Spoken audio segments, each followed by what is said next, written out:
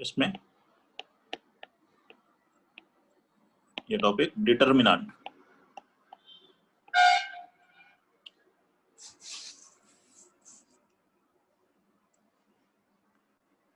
तो पहले डेफिनेशन देख लें। Let ABCD be any four real numbers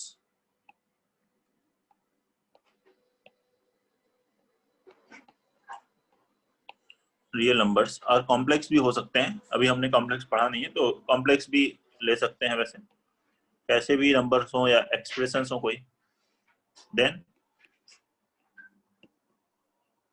the symbol, इस तरह का दो वर्टिकल लाइंस के बीच में ये 4 नंबर्स रखे मैंने, ABCD। This is called a determinant of order 2 is called a determinant of order 2 and its value is equal to, और इसकी वैल्यू क्या होती है, इसे अगर आप एक्सपेंड करके वैल्यू कैलकुलेट कर सकते हो, AD माइनस BC के करस्पॉन्डिंग ये डिटर्मिनेंट है। ये मॉड नहीं है, ये बात ध्यान रखें, ये डिटर्मिनेंट का साइन है। ये जो फर्स्ट लिखा हुआ है हॉरिजॉन्टल लाइन में, इसे कहते हैं row. This is known as first row.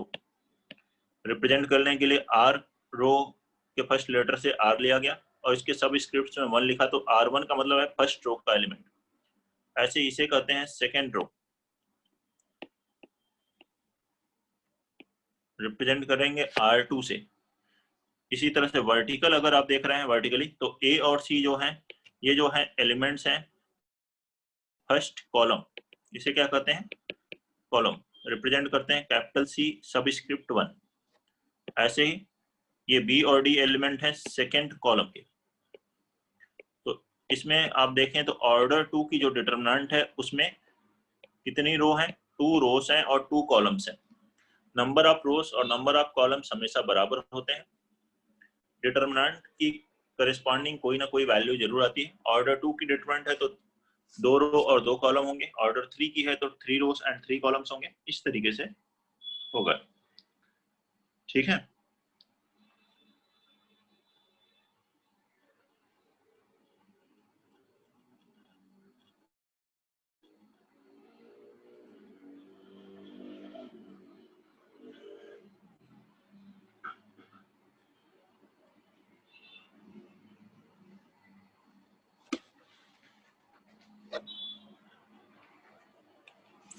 Note कर लें, फिर इसके बाद आगे बढ़ते हैं।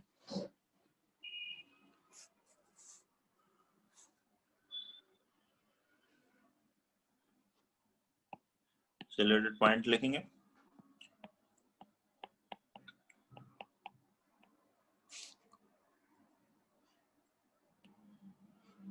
इन अ डिटर्मिनेंट,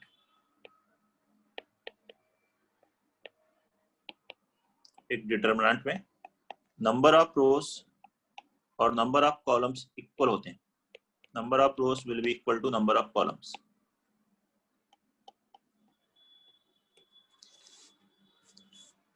ठीक है। ऑर्डर 1 की डिटरमिनेंट के जनरली क्वेश्चंस नहीं आते हैं। ऑर्डर 2, 3, 4 इस तरह का होगा। मैक्सिमम ऑर्डर 3 पर आते हैं क्वेश्चंस और ऑर्डर 2 पर बहुत ही कम रहते हैं। ऑर्डर 1 अगर लेकिन कहीं लिखा हुआ हो तो वो नंबर ही है। और डिटरमिनेंट ऑफ ऑर्डर 1, ऑर्डर 1 का मतलब क्या हुआ, 1 row and 1 column is the number itself. जैसे कि अगर ये लिखा गया ऑर्डर 1 मतलब एक रो एक कॉलम, तो एक ही एलिमेंट है। जैसे मान लीजिए 1 एलिमेंट है तो इसकी वैल्यू किसके बराबर है, 1 के बराबर। -1 लिखा है तो -1 के बराबर। लेकिन अगर इस तरह से लिखा है तो हम सिंबल का मतलब मॉड समझ जाएंगे। जब तक यहाँ पे लिखा नहीं कि डिटरमिनेंट है, या यहाँ लिख दें सब स्क्रिप्ट में 1 क्रॉस 1, 1 क्रॉस 1 लिखा है मतलब 1 रो 1 कॉलम की एक डिटरमिनेंट है।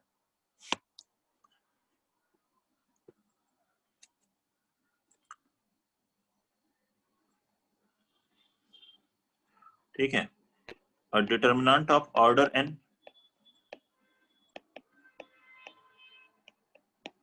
ऑर्डर n लिखा हुआ है तो उसका मतलब है that will have n rows and n columns.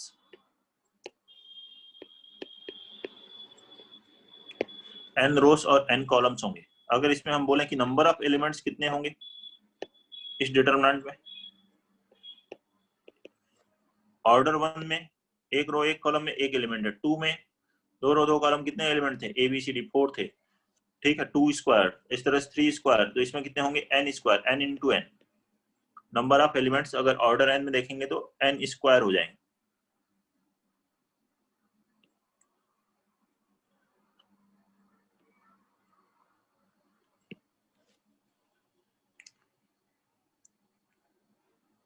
Next point देखते हैं, point number 4।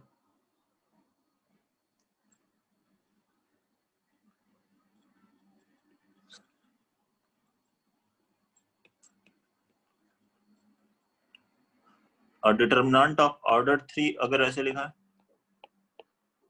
Determinant of order 3, data है जो ये है डिटर्मिनेंट डी, जो है ऑर्डर 3 है तो 3 रोज एंड 3 कॉलम्स हैं, A1 A2 A3 मान लीजिए फर्स्ट रो का एलिमेंट है, B1 B2 B3 second row के एलिमेंट्स हैं, and C1 C2 C3 third row के एलिमेंट्स हैं। ये ऑर्डर 3 की डिटर्मिनेंट है।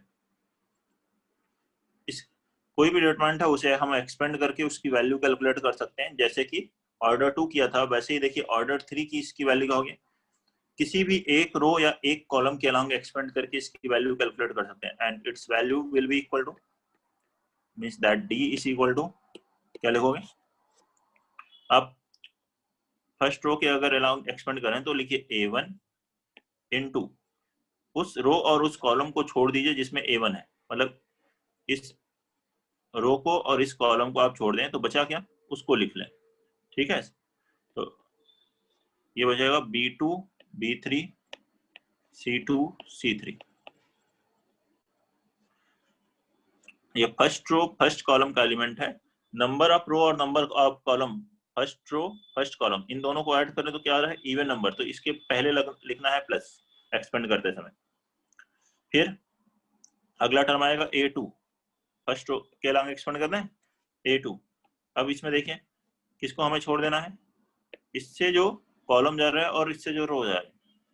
A2 किस रो और किस कॉलम का एलिमेंट है, फर्स्ट रो का और सेकंड कॉलम का, तो दोनों का सम क्या हुआ 1 + 2 3, ऑड नंबर है तो लगाना है उसके पहले माइनस, तो इसको एक्सपेंड इस तरह से करके लिखेंगे -A2, फिर क्या आएगा, इसको छोड़ दिए तो बची कौन सी values, B1 B3 C1 C3, ऐसे लिखना है, ठीक है।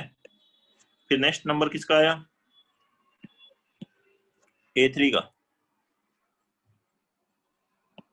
नेक्स्ट देखिए A3, अब A3 के लिए ये कॉलम और ये रो छोड़ दीजिए, और फिर से A3 क्या है, फर्स्ट रो थर्ड कॉलम का एलिमेंट, तो 1 + 3 4 इवन है, प्लस लिखना है, एक्सपेंड करेंगे तो B1 B2 C1 C2, तो ये डिटर्मिनेंट इस वैल्यू के बराबर होती है, ठीक है। अब इसको फर्दर सिंप्लीफाई करके लिख सकते हैं आप, फर्दर एक्सपेंड करके लिख लें तो ये क्या हो गया, A1 into B2 C3 minus B3 C2 minus A2 into B1 C3 minus B3 C1 plus A3 into B1 C2 minus B2 C1, ये है डिटर्मिनेंट डी। ऐसे आप किसी भी एक रो या एक कॉलम के अलोंग एक्सपेंड करके डिटर्मिनेंट की वैल्यू कैलकुलेट कर सकते हैं, ठीक है। We can expand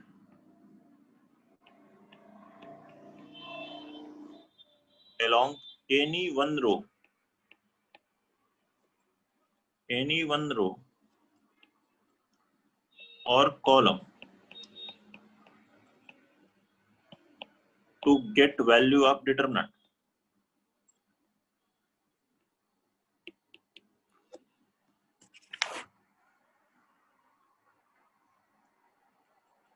डिटरमिनेंट की वैल्यू कैलकुलेट करने के लिए किसी भी एक रो या एक कॉलम के अलोंग एक्सपेंड करके इसकी वैल्यू आ जाएगी।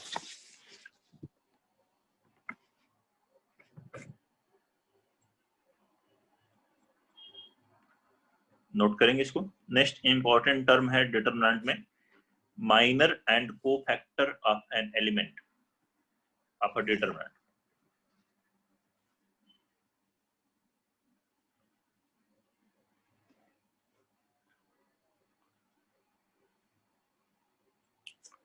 नोट करिए, कोई भी प्रॉब्लम है, कोई डाउट है, किसी को भी पूछिए।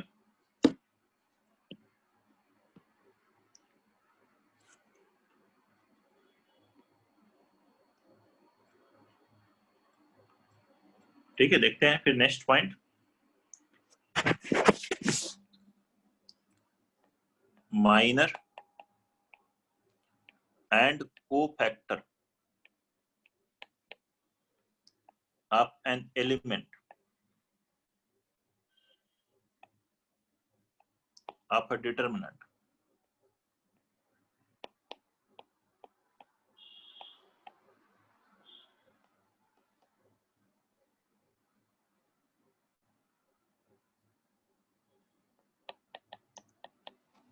तो देखिए ये क्या है, minor and cofactor of an element of a determinant. इसमें पढ़ेंगे हम लोग माइनर के बारे में। पहले लिखेंगे इसे minor of an element.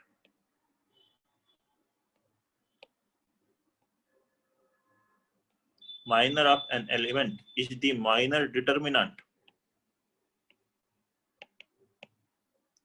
Minor determinant obtained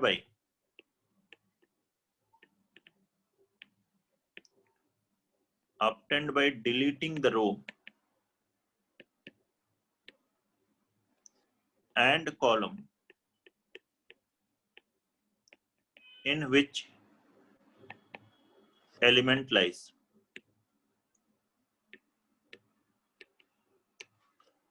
minor किसी एलिमेंट का क्या है, एक माइनर डिटरमिनेंट है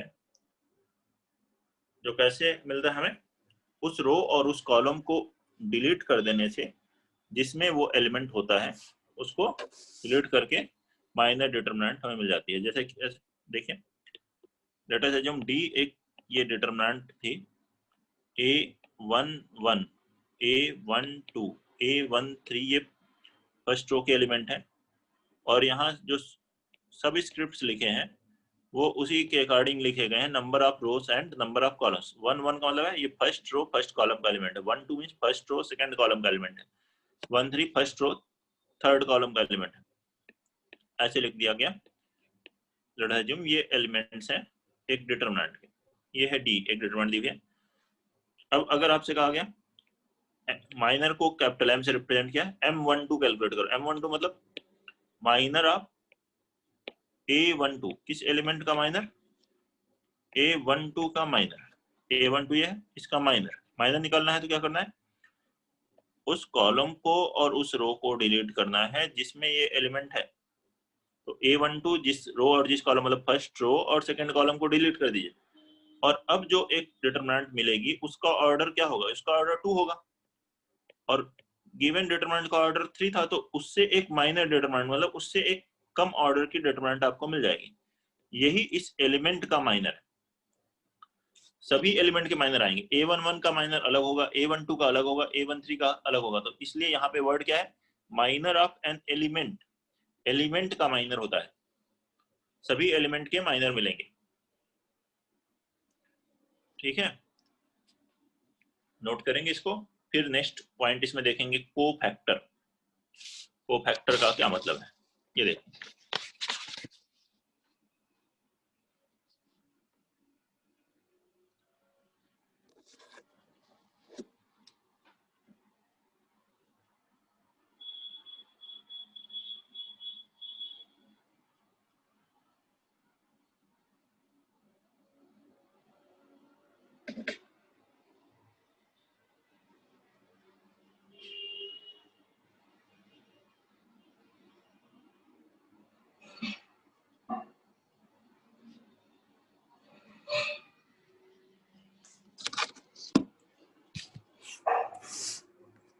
तो नेक्स्ट देखिए कोफैक्टर।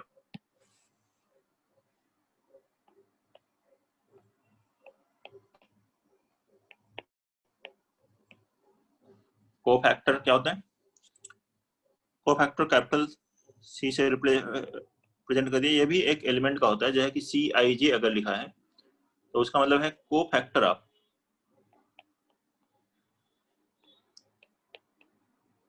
कोफैक्टर ऑफ एलिमेंट इन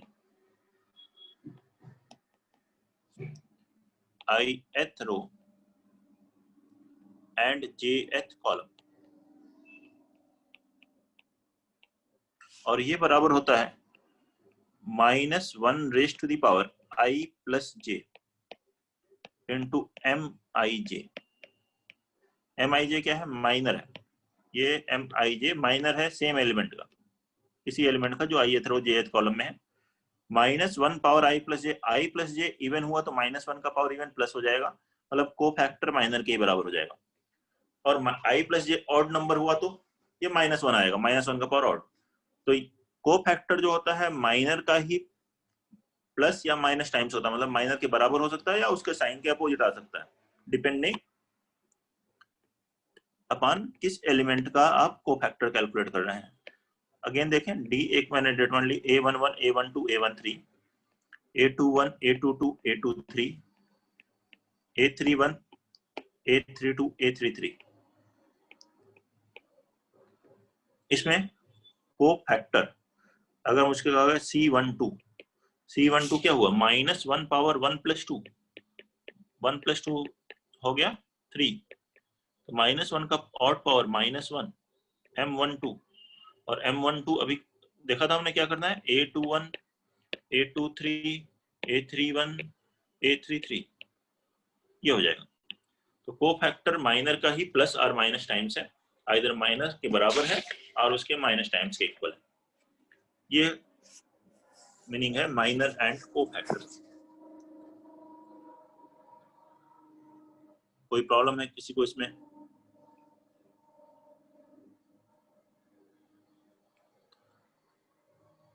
चलो क्वेश्चंस करके देखते हैं। जो एक्सपेंड करने वाला आपको बताया था उस पर एक मिनट नोट करो। हाँ नोट कर लीजिए, उसके बाद देखते हैं क्वेश्चंस इस पर।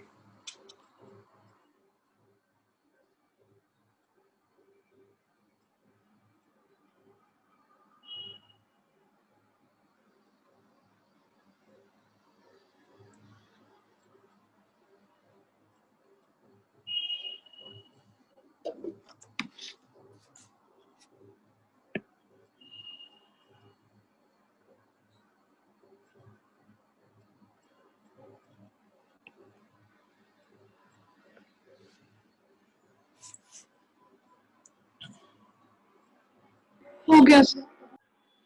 ठीक है, हो गया सभी का बाकी? ठीक है, तो देखिए क्वेश्चंस।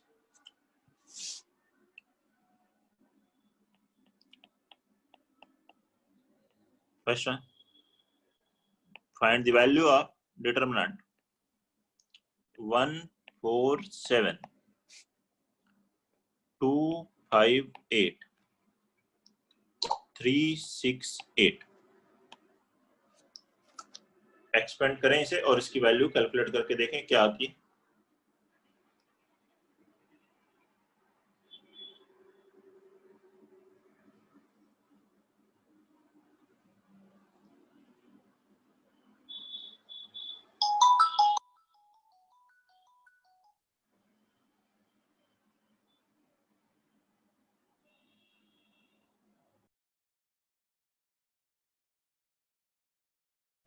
सर ठीक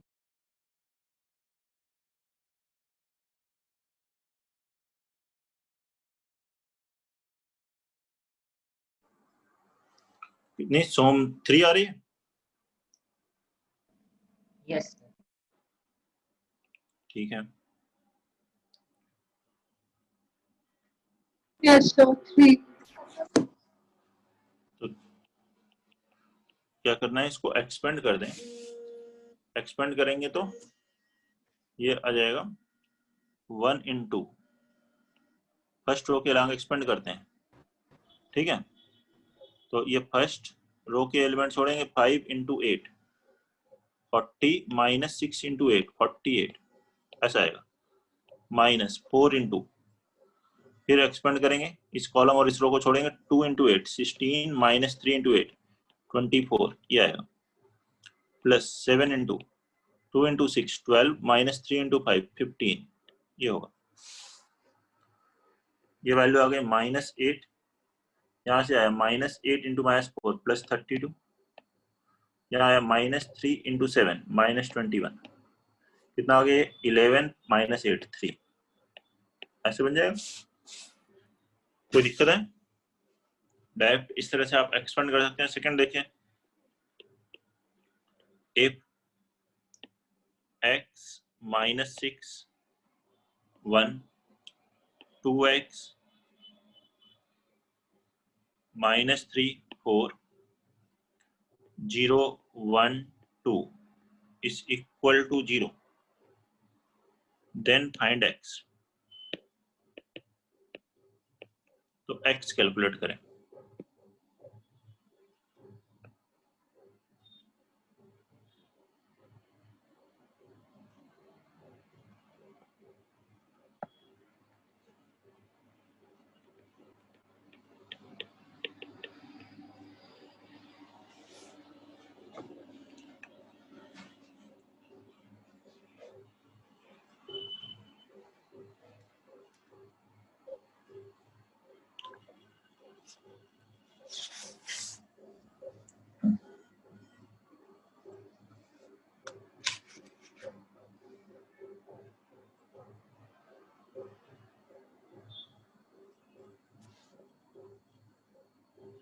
Sir, 0. 0 0 0 0 सर 0 x की वैल्यू 0, एक्सपेंड कर दीजिए किसी भी एक रो या एक कॉलम के अलावा। तो मैं यहाँ पे इस बार फर्स्ट कॉलम के अलावा एक्सपेंड करके दिखाता हूँ। फर्स्ट कॉलम के अलावा एक्सपेंड करना है, x इंटू क्या लिखेंगे, इस कॉलम और इस रो के छोड़ेंगे तो आया -3 इंटू 2 -6 1 इंटू 4 -4, फिर -2x इंटू क्या लिखेंगे, इस कॉलम और इस रो को छोड़ दीजिए, यह -6 into 2 -12 -1 plus 0 into an value 0 बराबर 0, ऐसा आ गया। यहाँ से आ गया हमारे पास third 26x minus 10x 16x is equal to 0, 16x is equal to 0 means x is equal to 0। ये आंसर आ गया। कोई प्रॉब्लम है किसी को? ठीक है, इस तरह से डिटरमिनेंट को हम एक्सपेंड करके इससे वैल्यूज कैलकुलेट कर सकते हैं। Next question number 3, if determinant of k plus 3 1 minus 2 3 minus 2 1 minus k minus 3 3 is equal to 0, then find k। तो k कैलकुलेट करें, then find k।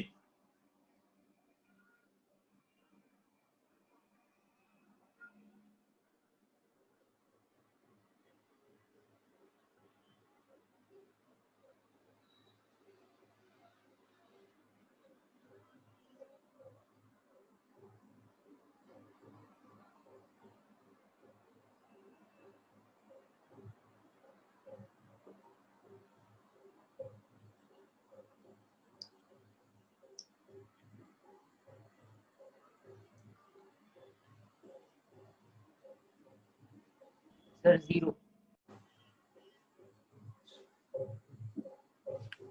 0, इसका भी आंसर 0। Yes, sir. 0 और कोई आंसर किसी का 0 के अलावा भी आ रहा है क्या? Sir, 0. 0 सही नहीं लग रहा मुझको, बताइए। 3 एक मिनट सर 3 नहीं 3 भी नहीं। देखो इस डिटरमिनेंट को एक्सपेंड करते हैं, किसी भी एक रो या एक कॉलम के अलावा एक्सपेंड करते हैं, या फर्स्ट रो के अलावा एक्सपेंड करता हूँ k + 3 इंटू क्या लिखोगे, -2 इंटू 3 -6 सर 18/14 नहीं बेटा, -1 इंटू कितना हुआ 3 इंटू 3 9 + k,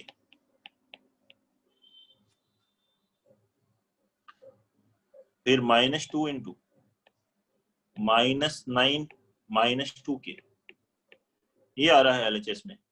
RHS 0 दिया है। सर सारे के कैंसिल हो जाएंगे। हाँ तो देखते हैं तो क्या कहेंगे, फिर आंसर क्या हुआ। देखिए ये है -3 -3 इंटू मल्टीप्लाई किया तो ये हो गया -3k -9, और यहाँ आया -9 -k, यहाँ कितना आया +18 +4k। ये देखिए 18 -18 कैंसिल, ठीक है, ये बन गया -4k + 4k। RHS में 0, ये कैंसिल हो रहा है तो 0 = 0। k क्या रखें कि ये कैंसिल होगा, कुछ भी रख लीजिए कैंसिल होगा, कुछ भी रखिए, ये हमेशा 0 आ रहा है LHS, क्योंकि ये कैंसिल हो जाएगा। k कोई भी रियल नंबर रखिए, -4k + 4k से कैंसिल होगा, तो k क्या हुआ, k is any real number, for every real number it is applicable.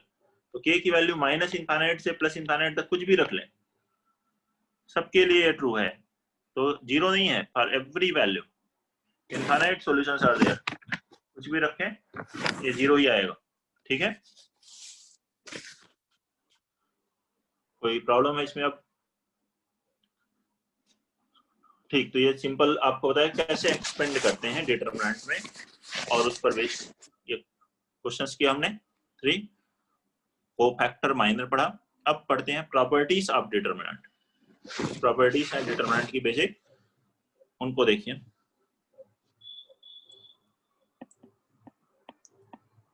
Properties of determinant,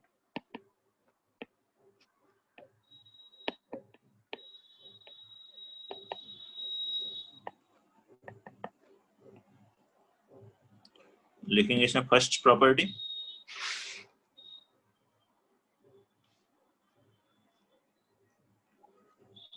the value of a determinant, the value of a determinant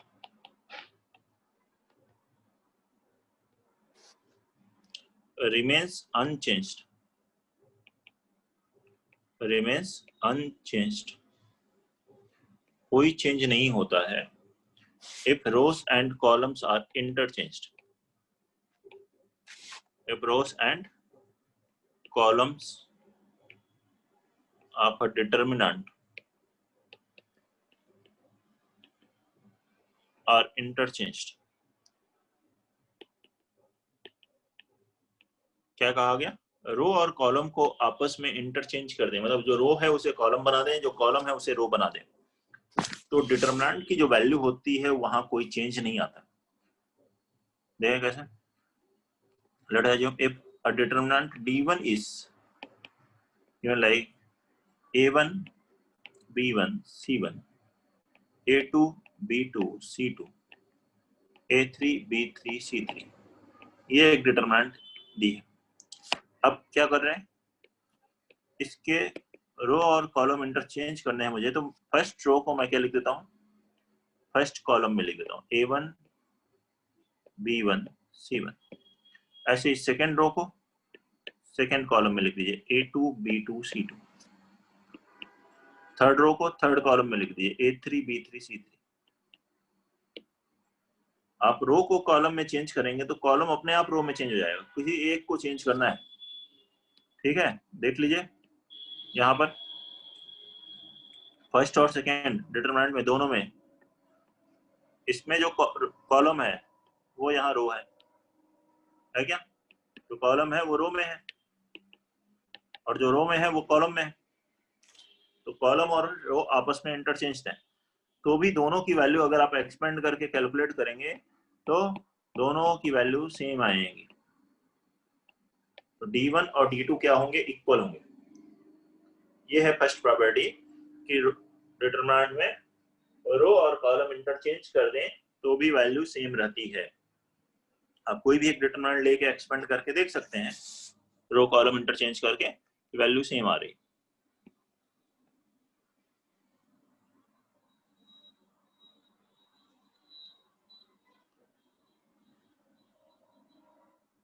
second property,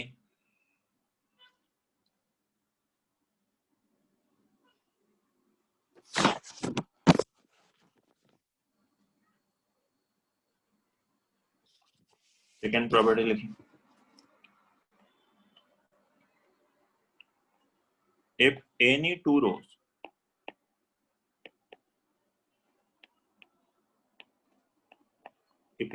rows are columns of a determinant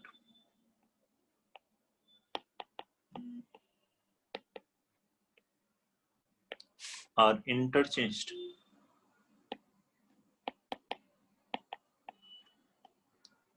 यहाँ पे रो को column नहीं change कर रहे हैं, दो रो को आपस में इंटरचेंज कर दें, फर्स्ट सेकंड रो आपस में इंटरचेंज हो गई, या सेकंड थर्ड चेंज हो गई आपस में, या दो कॉलम आपस में इंटरचेंज हो गए। मतलब जो प्रॉपर्टी यहाँ रो के लिए है वो कॉलम के लिए भी लग रही, इसलिए ब्रैकेट में लिखा आर कॉलम्स। कोई भी दो रो और दो कॉलम्स को अगर आपस में इंटरचेंज कर दें, then value of determinant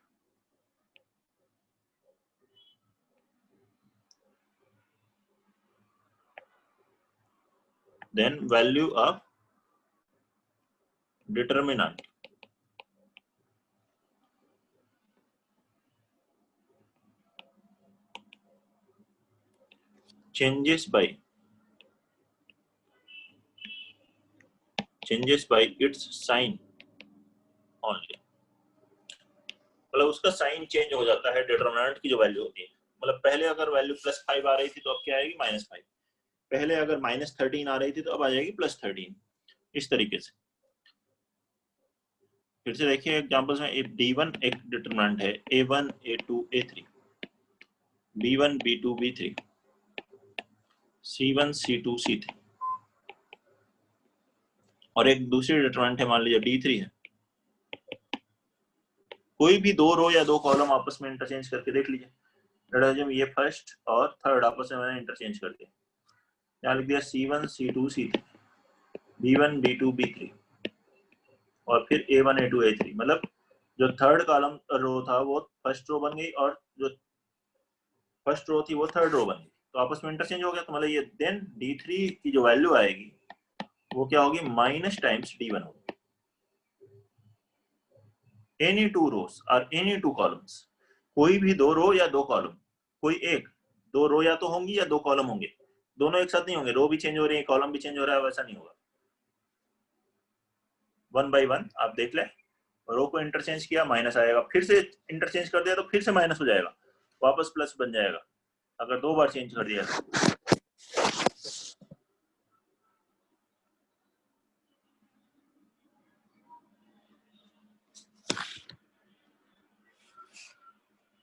next property number 3,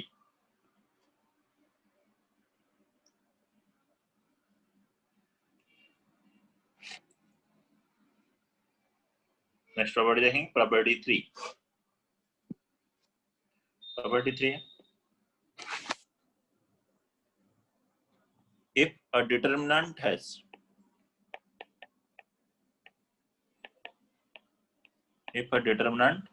has any two rows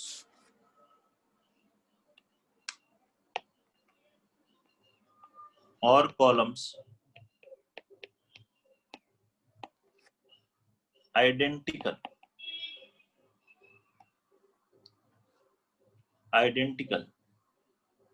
then the value of determinant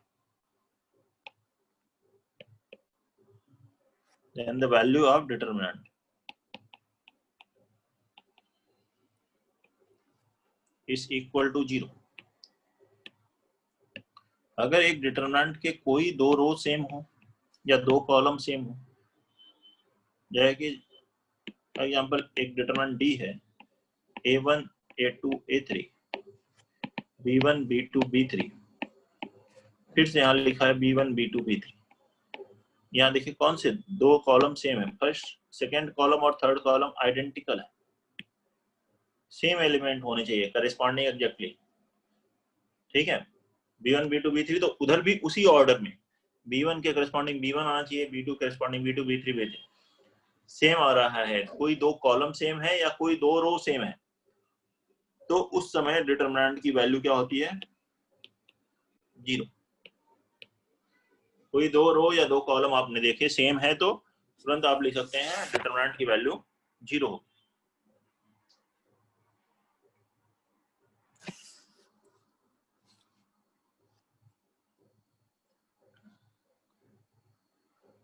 Fourth one, fourth property, if all the elements of any one row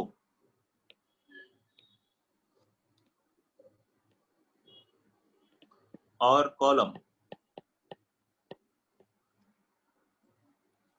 are 0, सभी elements 0 हैं किसी भी एक रो के या एक कॉलम के, then value of determinant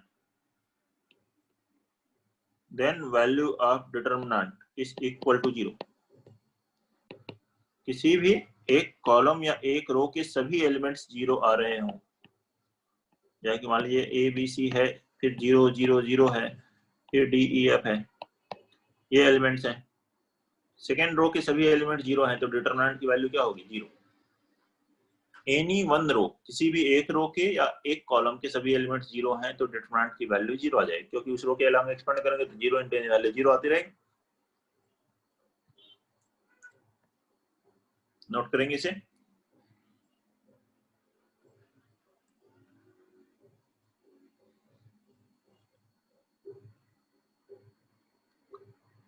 next property number 5,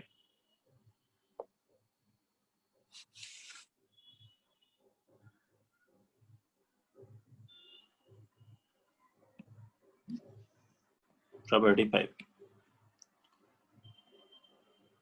if all the elements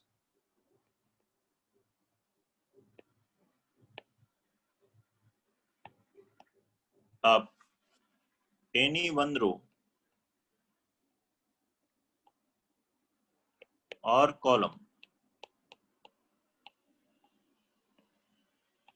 if all the elements of any one row or column be multiplied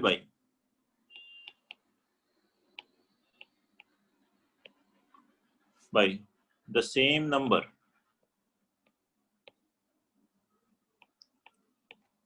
then determinant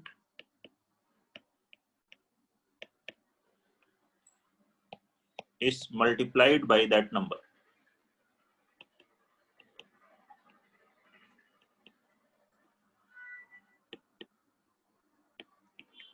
क्या है इसका मतलब? देखिए, लेट डिटरमिनेंट D है, A1 A2 A3 B1 B2 B3 C1 C2 C3, ये था। अब क्या कहा गया? अगर किसी एक रो के सभी एलिमेंट्स में कोई नंबर मल्टीप्लाई कर दे, मान लीजिए फर्स्ट रो में मैं सब में k मल्टीप्लाई कर देता हूँ, तो इससे k कॉमन ले सकते हो बाहर, मतलब इस d को क्या ले सकते हो? k into A1 A2 A3 B1 B2 B3 C1 C2 C3, समझ रहे हैं?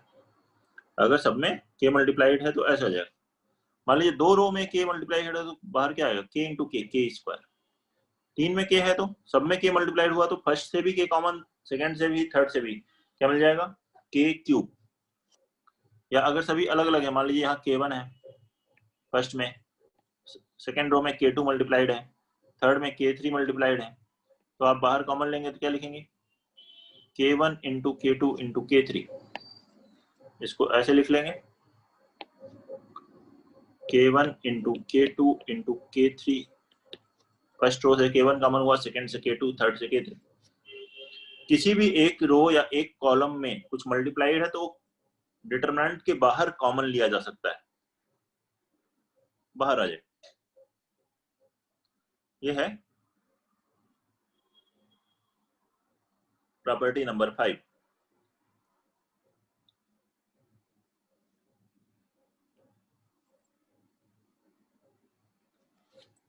प्रॉपर्टी नंबर 6 फिर लिखते हैं।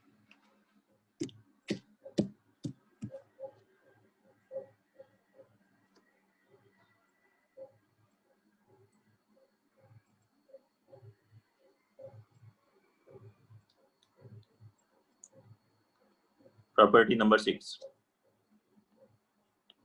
देखें क्या है? If each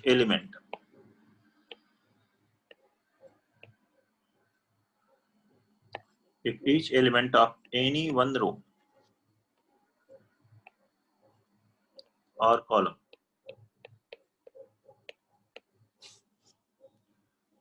can be expressed as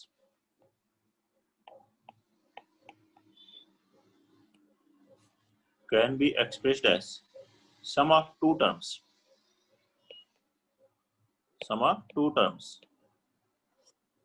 then the determinant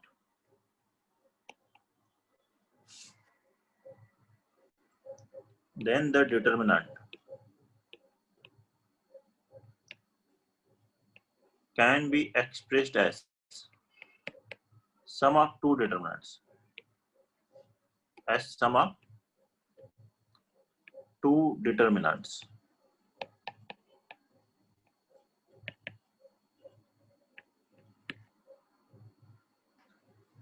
क्या कहा गया? Each element of any one row और कॉलम, किसी भी एक रो या कॉलम के सभी एलिमेंट्स को अगर हम लोग सम ऑफ टू डिटरमिनेंट टर्म लिखें तो उसे हम सम ऑफ टू डिटरमिनेंट लिख सकते हैं। क्या है इसका मतलब? देखें, जो एक डिटरमिनेंट डी इस तरह से थी, यहाँ है फर्स्ट रो में जो एलिमेंट है वो है a1 plus d1, a2 plus d2, a3 plus d3, बाकी वो है b1 b2 b3, c1 c2 c3, ऐसे। ये देखिए, each element of any one row, किसी एक रो के सभी एलिमेंट्स, तो इस फर्स्ट रो के सभी एलिमेंट्स को क्या लिखा? सम ऑफ टू टर्म्स, दो टर्म का सम लिखा हुआ है। Then this determinant can be written as sum of two determinant, तो इसको हम दो डिटरमिनेंट का सम लिख सकते हैं। कौन कौन से? ऐसे लिख सकते हैं a1 a2 a3 एक डिटरमिनेंट में, दूसरे में d1 d2 d3, बाकी सेकेंड और third row as it is लिखे जाएंगे। सेकेंड थर्ड रो में कोई चेंज नहीं करना है, सेम। रिवर्स भी ले सकते हो, दोनों को ऐड करें तो दो रोज सेम है, एक कोई रो ऐड हो रही या कोई एक कॉलम ऐड हो रहा है, तो बाकी सभी सेम होने चाहिए। कोई एक रो या एक कॉलम ऐड होंगे और बाकी सब सेम हो तो हम ऐड कर सकते हैं रिवर्स, या इस तरीके से ले सकते हैं, अगर सम ऑफ टू टर्म्स है तो उसको दो डिटरमिनेंट में ब्रेक कर सकते हैं। नोट करेंगे इस पॉइंट को, कोई भी प्रॉब्लम है तो बताइए।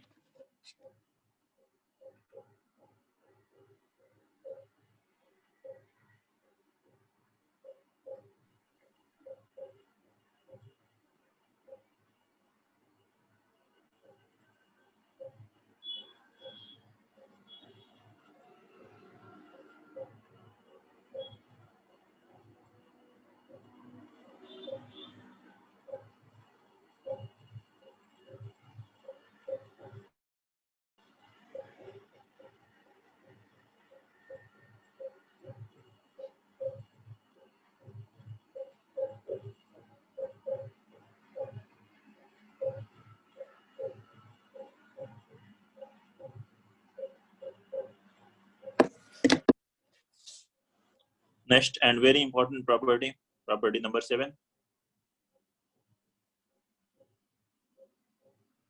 ठीक है, और ये सभी प्रॉपर्टीज जो हैं किसी भी ऑर्डर की डिटरमिनेंट में आप अप्लाई कर सकते हैं।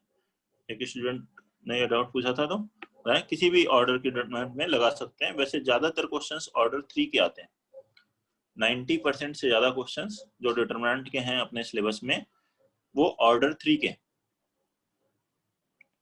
लिखेंगे next one, the value of a determinant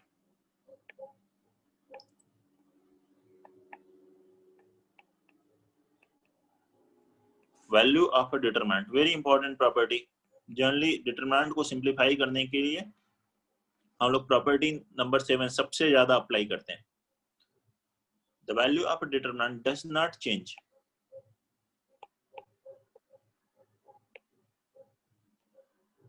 not change by adding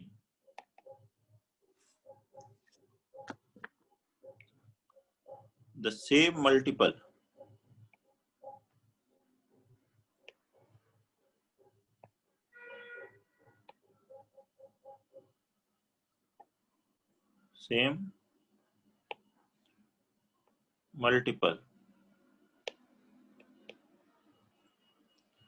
by adding the same multiples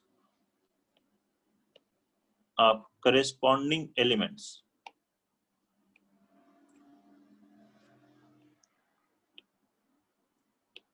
of any row or column to any other row or column। क्या है इसका मतलब? ये देखिए, लेट डी एक डिटरमिनेंट है, a1 a2 a3 b1 b2 b3 c1 c2 c3 ऐसे लिखा। इसे कहते हैं हम लोग first row, second row, third row. R1 से रिप्रेजेंट करते हैं, R2 से, R3 से। अब अगर आप R1 के एलिमेंट को इंटरचेंज कर देते हो, इससे R1 के एलिमेंट्स प्लस R2 के एलिमेंट्स में लैम्डा से मल्टीप्लाई करके, मतलब सब में सेम लैम्डा से मल्टीप्लाई करना है और ऐड करना है। तो अब फर्स्ट रो को हमने किससे चेंज कर दिया? फर्स्ट रो का फर्स्ट एलिमेंट हो गया A1 plus lambda B1, second row में सब में लैम्डा से मल्टीप्लाई किया और फर्स्ट में ऐड कर दिया। ऐसे ही नेक्स्ट हो गया A2 plus lambda B2, next हो गया A3 प्लस लैम्डा B3। तो ये जो वैल्यू आएगी, बाकी मैं वैसे ही लिख लेता हूं सेम। तो ये डिटरमिनेंट जो आ रही है और ये पहले जो डिटरमिनेंट आ रही थी, दोनों की वैल्यू सेम होगी। मतलब ये फर्स्ट वाली डी है तो सेकंड भी डी ही है। फर्स्ट की वैल्यू 7 आ रही थी तो इसकी वैल्यू भी 7 आएगी। ऐसे एक ही रो नहीं, फिर से आप चेंज करना चाहें, मान लीजिए R2 को भी चेंज करें, R2 प्लस के R3, प्लस ही नहीं माइनस टाइम्स की और माइनस के R3, जैसे जरूरत है। के में भी एनी पॉजिटिव और नेगेटिव रियल नंबर, तो यहाँ आ गया B1 प्लस के C1, B2 प्लस के C2, B3 प्लस के C3, still the value of determinant will be same. इसके बाद अगर आप किसी कॉलम पे लगा देते हो, C1 को रिप्लेस कर देते हो C1 माइनस, ठीक है, म्यू टाइम्स C2 और C3, किसी भी से भी रिप्लेस कर, तो भी वैल्यू सेम ही रहे। अब इसकी जरूरत क्यों होती है? इस तरह से हम अप्लाई करके क्या करते हैं, किसी भी एक रो या एक कॉलम में मैक्सिमम नंबर ऑफ जीरोस बनाने की कोशिश करते हैं, जिससे कि जब उसको एक्सपेंड करें तो आसानी से एक्सपेंड हो जाए और डिटरमिनेंट की वैल्यू आ जाए। तो ये property number 7 most important one है, नोट कर लीजिए इसको